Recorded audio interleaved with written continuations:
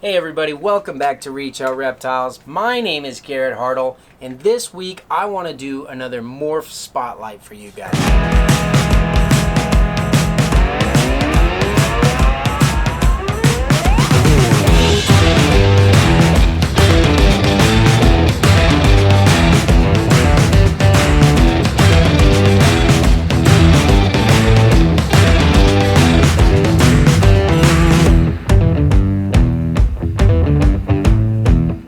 So we heard your reactions to the Ivory video, which is right here. If you haven't seen that one yet, you definitely want to check that out.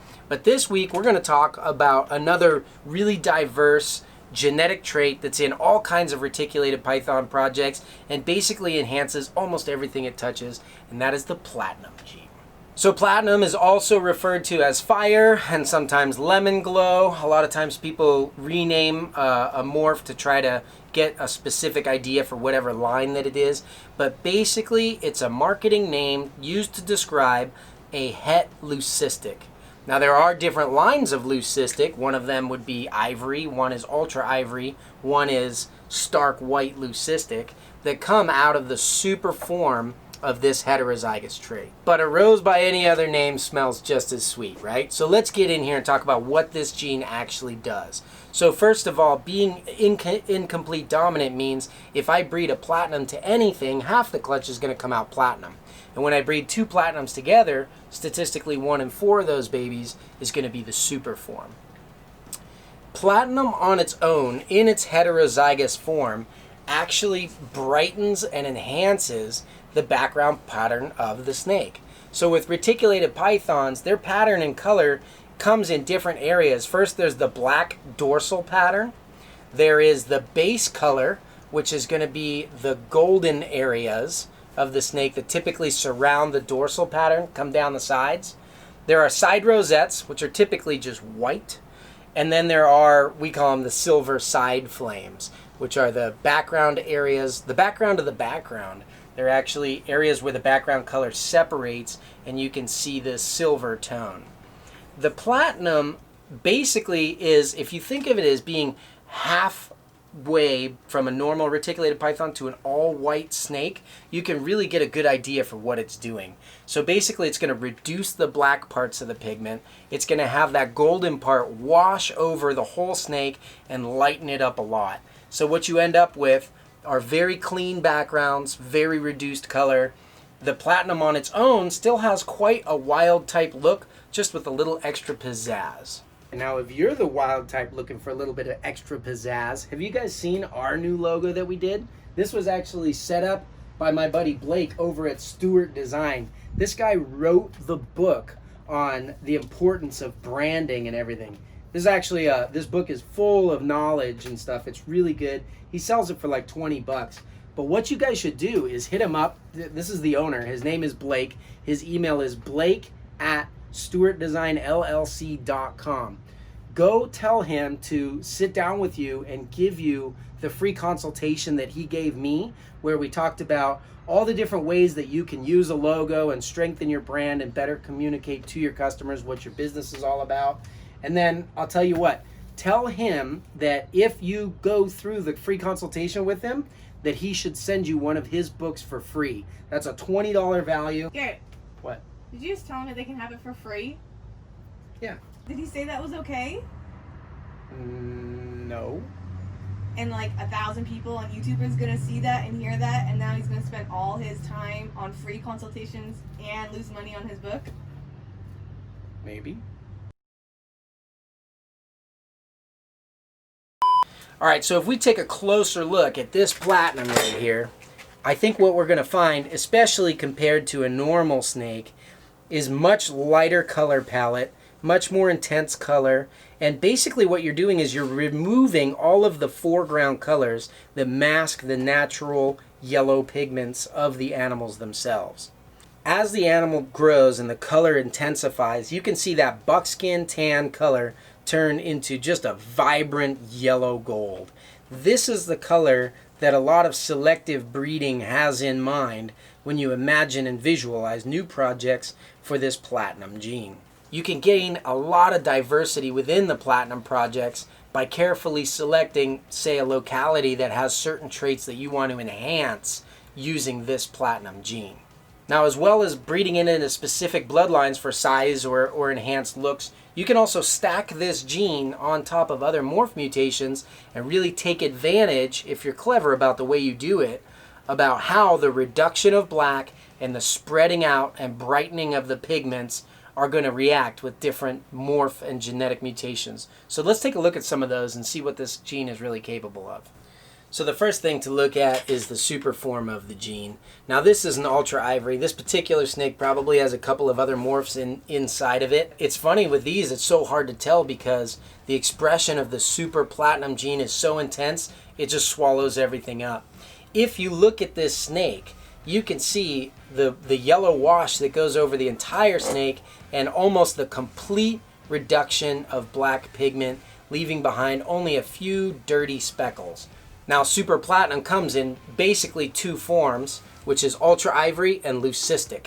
Now, the leucistic is a fatal gene. Unfortunately, the genetic traits that make it a solid white snake and affect that outside of the color and pattern also affect the internal digestive system of the snake. And this is actually common in a lot of species. Leucistic dogs and horses are often referred to as fatal whites as well.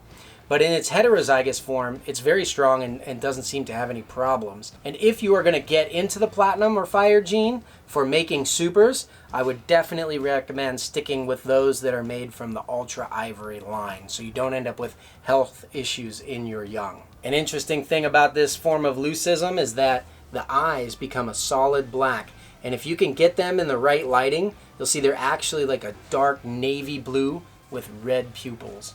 Pretty impressive looking animal. Now, for a long time with the simple combos of this animal that have been made so far, the basic theory on the ultra ivories is that there aren't too many genes that affect it all that greatly, since the super platinum form is so strong in and of itself. But a few experimental genes that we've been playing around with here, based on some projects that we've seen other creative breeders working with, have started to really put together some very interesting things. Now, in order to plan out a project like that, you really have to have an understanding of how it looks. So, for example, in this snake, while it is almost solid white, you can see some yellow tinges, some grays in the background, and that black fleckling. Now, that does not leave behind much of a palette to play with genetically, but it is enough. So if you're familiar with something, let's say, for example, like Crowley, the Motley golden child that Aiden likes so much, that's basically a genetically black snake. It adds color and intensity onto everything it does. One of the more fun projects we had this year was a sibling of this animal where we wanted to put that genetically black snake on top of this genetically almost white snake, both of which very dominating genetic mutations, and kind of let them duke it out and see who wins phenotypically. The phenotype is what you actually see on the animal. You guys want to check this guy out? This animal here is actually a Motley golden child anery ultra ivory. While we have that anery trait from the last video, removing all of the orange pigments, giving us a very black and white snake, the ultra ivory stacked on top of that Motley golden child stands to wash the color and pattern over the animal and completely reduce the black pigment. Apparently, when you do that on a solid black snake, you get this collision of steel grays, almost leucistic white speckling down the side, and just a very, very dirty or heavily peppered animal. Kind of neat. This is a new mutation as far as I know, being the first of its kind. Maybe we need a name for this one. Comment below if you think you have a good name for this new genetic combination. But you can see the solid black eyes of the ultra ivory. You can see the heavy head stamp of the Motley golden child. And it's pretty neat to me to see complete expression of all the traits together on one animal with nothing overriding the other, just complementing and fighting against each other for the same snake. Very cool. So this is some of the stuff I get really excited about when doing these genetic combinations. So while the super form may be difficult to work with and not show a lot of mutations, just like our ultra ivory over there, that was probably either a tiger, a Motley, maybe both, and we don't know because it's basically erased, there are a ton of things that you can use the single gene or heterozygous platinum for. One of the most obvious uses for the platinum gene is in combination with pattern mutations such as tiger. The tiger is going to stretch the pattern out, which also reduces that black pigment, having a similar effect to the platinum in lightening and brightening the animal. So by adding that platinum gene, it further reduces the black pigment, allowing more of the yellow areas to shine through while washing out that yellow area, covering over almost all of the silvers on the snake, making a very nice Pittsburgh Yinzer snake for us, the black and gold, baby. This is basically the reticulated python equivalent of something like a bumblebee ball python, and will probably be one of the most visually stunning mutations for a very long time, without having too much of the cost, simply because it's already been well developed over a long period of time. But it certainly doesn't make it any less beautiful. Another pattern mutation similar to tiger is Motley. It does not brighten the animal up, but it definitely erases the side swaths of color and adds almost a thick black bullseye pattern on the animal. When platinum is added to it, you can see the difference in the lightening and brightening of this animal even as a baby, where the black again is completely reduced. You get a light speckling along the pattern and very clean, colorful sides, which as the animal grows just turns into a brilliant honey gold.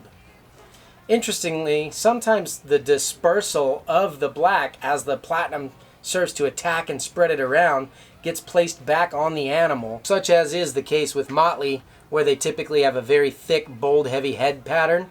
We end up with all these little freckles and beauty rosettes all over the animal. I can totally relate. So the reduction of the black and the increase of the yellow gold pigments in a snake play really interestingly with other color genetic mutations, such as the anery gene. Now the anery will leave the yellow pigments in there, but it shifts from an orangey gold into a greenish gold. And the addition of platinum is one of the best ways to really enhance the unnatural color palette of the anery. The background color here, where it's almost like a light lime gold wash and a purpley blue dorsal area, will actually grow and mature into being a blue and green colored animal. So you can actually use the platinum to pull out underlying color shifts, such as the normally fairly subtle anery gene, and make them really something pretty spectacular.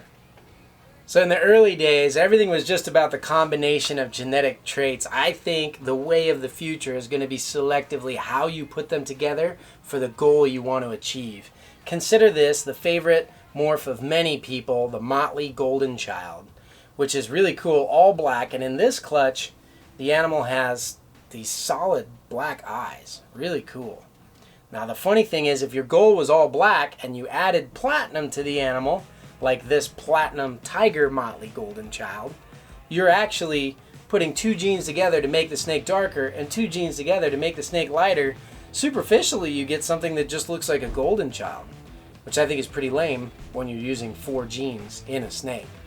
However, there are a couple of interesting things that happen with this animal. Take, for example, those black eyes double lightened up.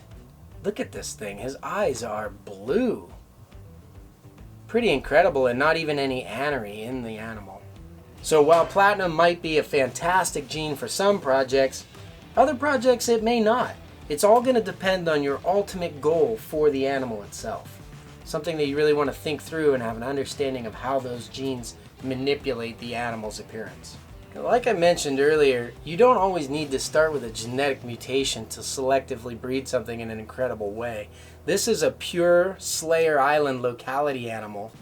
This is a separate subspecies of retic that actually is known for its deep, dark color saturation.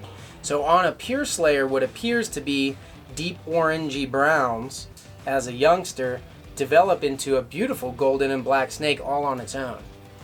Using that bold contrast and intense background color with a little bit of age and that platinum gene, here, I'll trade you. So 2 things happening with this animal. First of all, with age, you're going to have the deepening of color from that slayer locality, and then the brightening of it with the platinum. And by bringing that bold contrast and bright color together, you can get an animal that is visually almost unbeatable. Even the tongue, if you see the tongue color of this animal compared to the normal, which is almost a purple, this one is just a bright pink. Really fun stuff, and awesome experiments with selective breeding to see what all these different variations look like amongst a familiar palette. This platinum is bred into an entirely different locality, which is the Kalatoa, but this girl, heavy Kalatoa influence, is almost ready to start breeding for us next year. Being a het anery, she should make some beautiful green and blue snakes for us. And the platinum gene really just goes to enforce the old saying, good things come to those who wait. Well, I hope you guys enjoyed this video. Thanks for stopping by. Go ahead and subscribe, hit the like button if you did. And if you hit that notification bell, it really is the best way for us to know that you're enjoying the content that we're putting out.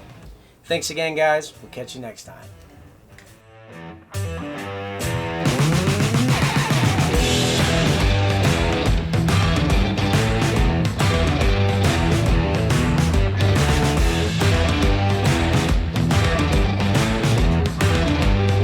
The snake is way too fat. Whoa, buddy.